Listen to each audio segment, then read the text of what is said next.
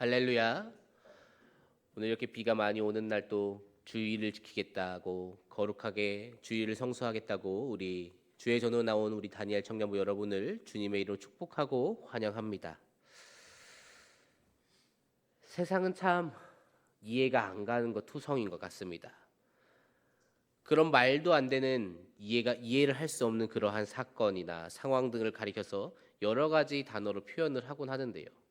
과거의 이야기들을 설화, 전설 그러한 식으로 표현을 하기도 하고요. 오늘날에도 이따금씩 보여지는 말도 안 되는 믿겨지지 않는 그러한 사건에 대해 기적이다라는 표현을 사용하곤 합니다. 이해할 수 없는 내용이니까 구태여 이해하려 하지 않고 그냥 읽고 넘어가는 정도, 아니요 그냥 듣고 넘어가는 정도가 많은 것 같습니다. 우리나라의 단군 신화나 아니면 중국의 삼국지 같은 것이 그러한 예시들 중에 하나가 될 수 있겠죠. 그런데 저런 것들과 다를 것 없어 보이는, 저런 것들과 별로 다르지 않게 평가되는 어떠한 신화, 전설, 설화, 옛날 이야기 그 정도로 생각되어진 것들 중에 하나가 때때로 성경이 언급되기도 합니다. 그런데 이 성경은 참 신기하게도 우리의 삶의 여러 분야에 여러 부분에 개입하는 것을 우리는 살다 보면 신앙생활을 하다 보면 느낄 때가 참 많습니다. 사실 이 모습부터가 성경은 살아있는 하나님의 말씀임을 증명하고 있는 셈이지요. 그런데 이것을 두고 믿지 않는 사람들은 절대로 받아들이지 않습니다.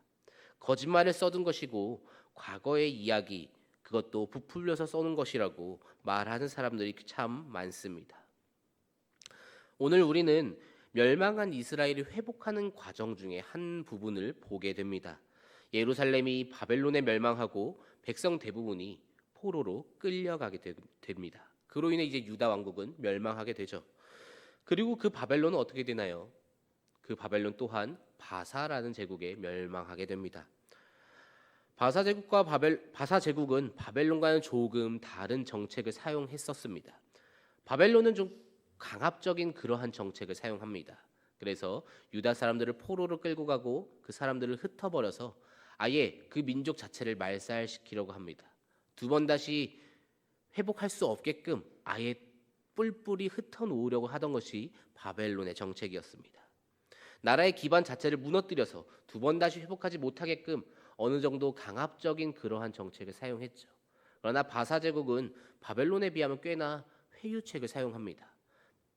포로로 된 그 백성들 다시금 모으고요. 고향으로 돌려보내고요. 그곳에서 너희들의 신을 섬기라고 그렇게끔 말을 하는 것이 바사였습니다. 포로들을 돌려보내고 자치성을 인정해 주어서 회유하여서 친바사화하는 그러한 정책을 사용하곤 했습니다. 그 와중에 그러한 중간에 일어난 일이 오늘 에스라서에 일어나는 이스라엘 이 유다 백성들의 포로 귀한 이야기입니다. 오늘 말씀을 통해서 하나님께서 포로로 잡힌 그 백성들 위해 어떻게 역사하시고 또한 이 역사의 흐름 속에서 하나님께서 어떻게 일하시는지 우리가 함께 살펴보고 우리는 그러한 하나님의 백성으로서 어떤 자세로 어떠한 마음으로 이 세상을 살아가야 하는지 함께 나누는 시간이 될 수 있기를 소망합니다. 우리가 오늘 말씀에서 가장 먼저 볼 수 있는 것은 고레스를 감동시키시는 하나님을 볼 수 있습니다. 오늘 본문 1절 말씀입니다. 우리 함께 읽도록 하겠습니다. 바사왕 고레스 원년에 여호와께서 예레미야의 입을 통하여 하신 말씀을 이루게 하시려고 바사왕 고레스의 맘동을 감동시키심에 그가 온 나라에 공포도 하고 조서도 내려 이르되 아멘. 하나님께서 고레스를 감동시키십니다. 그리고 그 고레스를 통해 조서를 내려서 예루살렘 성전을 건축할 것을 명령하시지요. 우리는 이 감동시킨다라는 이 단어를 잘 살펴보아야 합니다. 우리가 흔히 말하지요. 성령의 감동케 하심. 이 감동케 하신다라는 것이 도대체 어떠한 것을 말하는 것일까요? 하나님의 역사하심을 말하기 위해서는 이 감동이라는 단어를 잘 생각해야 합니다. 이 감동이 우리가 흔히 연인끼리 혹은 가족끼리 친구끼리 나 너한테 감동했어 라고 말하는 그 감동과는 분명히 다른 감동일 겁니다. 이 감동에 사용되는 원어는 우르라는 단어입니다. 이 단어의 뜻은 깨우친다, 잠에서 깬다 이러한 뜻이 있습니다. 그리고 그러면서 동시에 지배하다, 분발시키다 라는 식으로 사용할 때도 존재합니다. 오늘 하나님께서 이 고레스의 마음을 지배하셨고 그 고레스의 마음을 깨우셨다라는 것이죠. 그의 마음이 요동치게끔 만드셨습니다. 그로 인해 고레스는 이것이 본래 본인이 내리고 싶었던 명령일지 아니면 하나님께서 품으신 그 뜻일지 갑자기 든 생각일지 모르겠지만 이 고레스는 조서를 쓰게 됩니다. 성경에서 하나님께서 감동을 주신 그 인물은 참 많이 나옵니다. 고레스만 있지는 않습니다. 성경을 쓰실 때에도 여러 사람의 마음에 감동을 주셔서 성경을 쓰셨다고 기록하고 있죠. 그런데 이 고레스의 경우는 조금 특이하게도 하나님 나라의 백성, 하나님께서 선택하신 그 민족 이스라엘 사람이 아닙니다. 이스라엘과 아무런 관련이 없는 사람임에도 불구하고 하나님께서 사용하신 참으로 특이하신 케이스이죠. 우리가 이 말씀, 이 고레스를 감동시키셨다라는 그 말씀을 통해서 우리가 알 수 있는 사실이 무엇인가요? 하나님께서는 이스라엘 위에만 역사하실 수 있는 분이 아니라는 것이죠. 바사 제국의 황제에게도 역사하실 수 있는 분이 하나님이십니다. 이렇게 하나님께서는 이 고레스를 감동시켜서 오늘 역사하십니다. 특별히 성경에서 하나님께서 감동시킨 여러 사람들이 등장하는데 그들의 공통점이 한 가지 존재합니다. 하나님께서 감동시키신 그 사람들은 모두가 다 하나님의 뜻대로 행동했다라는 것이죠. 하나님께서 사울을 감동시키셨을 때도 사울은 하나님의 뜻대로 움직였습니다. 다윗을 감동시켰을 때도 다윗이 하나님의 계획대로 움직이게 하십니다. 그것이 그 사람에게 있어서 긍정적일지 부정적일지는 모르겠지만 분명한 것은 감동을 받은 사람은 하나님의 뜻대로 움직인다라는 것이죠.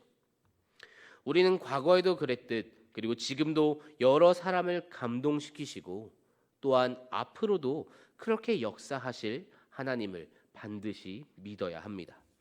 하나님께서는 사람을 통해서 역사하십니다.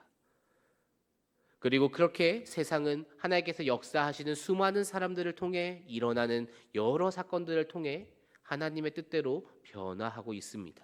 하나님의 뜻대로 움직이고 있습니다. 그 무엇도 하나님께서 원하시지 않는 길로 가지 못합니다. 하나님께서 허락하시지 않으면 하늘에 나는 새 한 마리조차 떨어지지 못하는 것이 이 세상이라는 것을 우리는 기억해야 합니다. 우리가 예수님을 구주로 영접한 사건은 어떤가요? 우리가 예수님을 구주로 영접한 그 사건 또한 하나님께서 우리를 감동케 하셔서 역사하신 사건이죠. 어떻게 사람이 보이지도 않고 보지도 못하고 듣지도 못하는 존재를 자신의 구주로 영접하고 그 구주를 위해서 살아가겠다고 고백한다는 것이 그것이 사람에게 인간적으로 상식적으로 말이 되는 행동인가요? 그러지 않습니다. 상식적으로는 참 미련한 행동이에요. 그러나 그 미련한 행동을 하게 되는 이유는 다 하나님의 감동케 하심이 있는 줄로 믿습니다. 하나님의 감동이 있을 때 사람의 마음이 열리고 예수님을 구주로 영접하는 그러한 기적이 일어나는 것이죠. 우리는 그 기적을 이미 체험했기 때문에 이 세상 역사가 하나님의 뜻대로 움직인다라는 그 사실 또한 믿을 수 있습니다. 하나님께서는 오늘도 여러 사람을 감동시키십니다. 그리고 때로는 우리에게도 그러한 감동케 하심을 주실 때가 있을 테죠. 그때 우리는 그 감동하심대로 순종하면서 행해야 합니다. 그 감동하심이 있는데 그때 그 감동하심대로 행하지 않고 그것을 무시하려 하지 말고 우리는 하나님께서 우리를 그렇게 감동케 하셨을 때 이것이 하나님의 뜻이구나 라고 믿으며 그대로 움직일 수 있어야 합니다. 오늘 고레스가 하나님의 그 감동하심에 따라서 행했을 때 하나님의 믿을 수 없는 계획 중에 한 가지, 참으로 말도 되지 않는, 이해가 되지 않는 여러 큰 일 중에 한 가지, 이 포로로 잡혀있던 백성들이 포로 귀환을 하게 되는 기적이 일어나게 됩니다. 하나님의 그 감동하심이 지금도 이 세상이 하나님의 뜻대로 움직이게 한다는 그 사실을 우리가 꼭 기억하고 믿으면 좋겠습니다. 그리고 그 감동하심이 여러분의 삶에게도 동일하게 있다는 것을 믿으시기를 소망합니다. 하나님의 그 감동케 하심은 성경에 나오는 인물에게만 존재하는 것이 아닙니다. 우리들의 삶에도 동일하게 존재합니다. 그때 우리는 어떻게 해야 합니까? 하나님께서 우리를 쓰시고자 그 감동시키실 때 우리는 그 감동하심에 따라 순종하며 하나님께서 원하시는 도구로 크게 쓰임받는 우리 다니엘 청년부가 되기를 소망합니다. 그러기 위해서 우리는 하나님의 그 감동케 하심이 있을 때 순종하는 마음으로 나아가야 할 테죠. 우리가 그렇게 하나님께서 원하실 때 하나님의 그 계획에 맞게 사용되어질 수 있는 그러한 도구로 쓰임받길 소망합니다. 오늘 말씀을 통해서 우리가 두 번째로 볼 수 있는 것은 성전 재건을 돕는 고레스를 볼 수 있습니다. 고레스가 조서를 통해 한 가지 명령을 내립니다. 그것이 무엇인가요? 예루살렘의 성전을 재건하라는 것이죠. 오늘 본문 4절 말씀입니다. 그 남아있는 백성이 어느 곳에 머물러 살든지 그곳 사람들이 마땅히 은과 금과 그 밖의 물건과 짐승으로 도와주고 그 외에도 예루살렘에 세울 하나님의 성전을 위하여 예물을 기쁘게 드릴지니라 하였더라. 아멘. 고레스가 성전을 다시금 성전을 짓게끔 하라고 이야기를 합니다. 이 성전이 고레스와 어떤 관련이 있나요? 아무런 관련이 없습니다. 그런데 지금 고레스가 그런 명령을 내립니다. 너희들 예루살렘으로 돌아가서 성전 재건해. 참 말도 안 되는 상황 같지만 이 말도 안 되는 상황이 하나님의 뜻이라면 가능해진다라는 것이죠. 하나님께서 고레스에게 감동하심을 주십니다. 그리고 고레스가 온 나라에 공포하고 조서를 내리죠. 그 명령이 유다 예루살렘의 성전을 건축하라는 내용이었습니다. 사실 여기까지는 그동안 바사 제국이 사용해왔던 회유책이라는 것을 생각해 보았을 때 어느 정도 타당합니다. 유다라고 해서 그렇게 하지 말라는 법이 없을 테니까, 바벨론이 먼저 사로잡았던 나라라고 해서 그렇게 하지 말라는 법이 없을 테니까 그들에게도 회유책 사용하는구나 생각할 수 있습니다. 그런데 그 다음 명령, 성전을 건축해라 다음 명령은 정말 터무니가 없죠.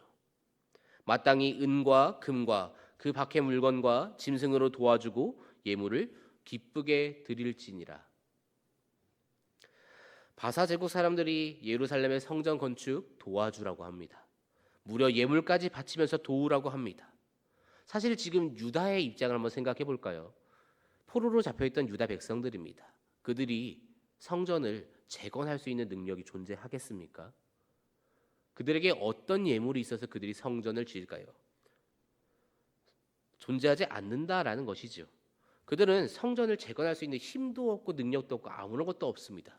모래성을 쌓아 올릴 것이 아닌 이상은 불가능한 일이죠. 그런데 우리는 이것과 비슷한 경우를 한번 보았었습니다. 언제였나요? 이스라엘 백성들이 애굽으로부터 출애굽할 때의 이야기입니다. 출애굽기 12장 36절 말씀입니다.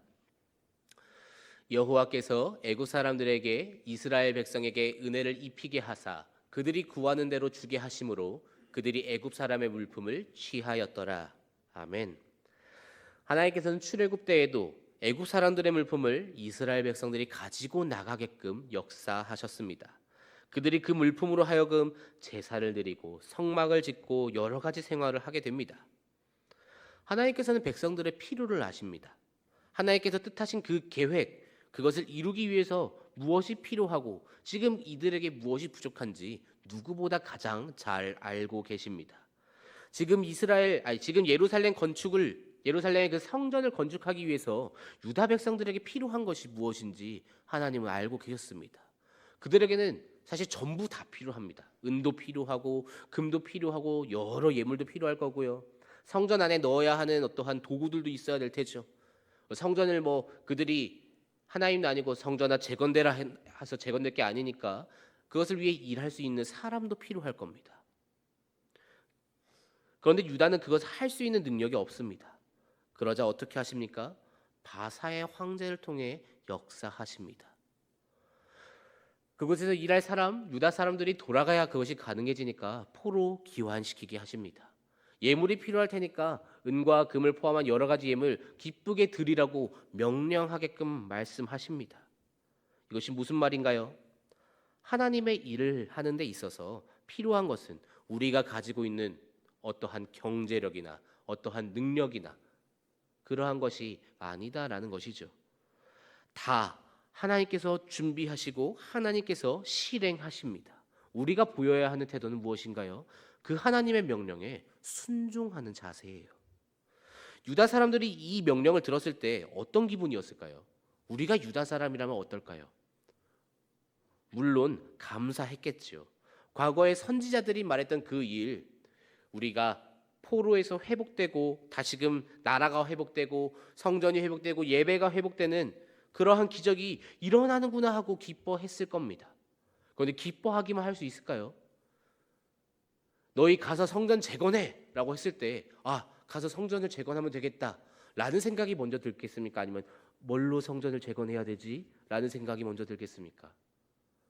성전을 재건할 수 있다는 그 사실 엄청나게 감사하지만 내가 불가능한 것을 알고 있기 때문에 참 막막하기도 했을 겁니다.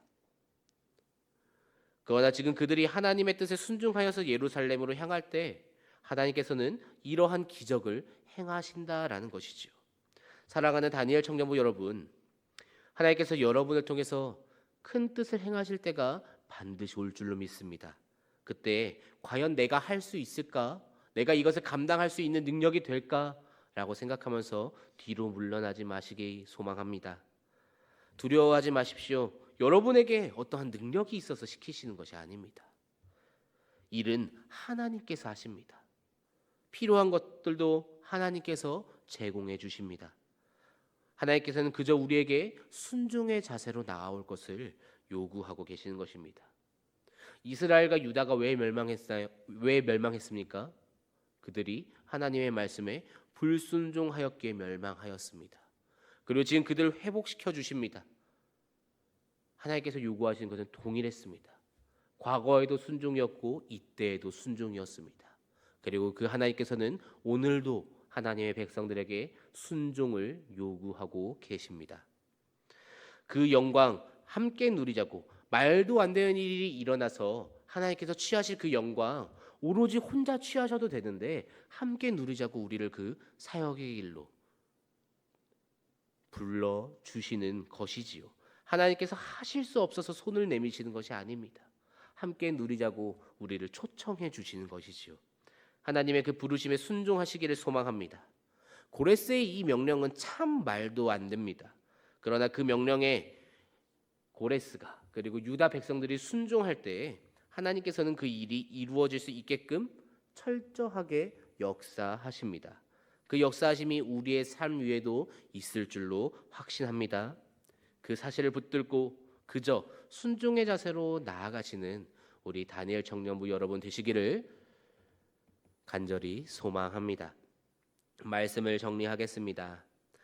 오늘 하나님께서는 이스라엘 백성이 아닌 바사 제국의 황제를 통해서 역사하십니다. 이것은 하나님께서 마음 먹으시면 세상 누가 되었든지 간에 들어 쓰실 수 있다라는 것을 보여줍니다. 어떠한 말인가요? 하나님은 모든 것이 가능하다라는 것이지요.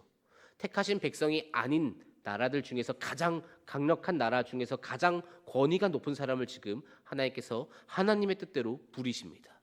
세상 그 무엇도 하나님의 뜻을 이길 수 없다라는 것을 하나님은 이 고레스를 통해서 분명하게 선포하고 계신 것이죠. 그러한 하나님께서 어디까지 행하십니까? 이 바사제국, 그 당시 가장 강했다는 그 바사제국, 그들의 예물을 통해 예루살렘의 성전이 지어지게끔 역사하십니다. 가장 높은 바사제국의 예물을 통해서 그보다 더 높으신 하나님께서 영광을 취하시는 모습이죠. 하나님은 불가능한 것이 없으세요. 눈으로 보면서도 이게 말이 되나 싶은 이 명령들까지도 다 이루어 가십니다.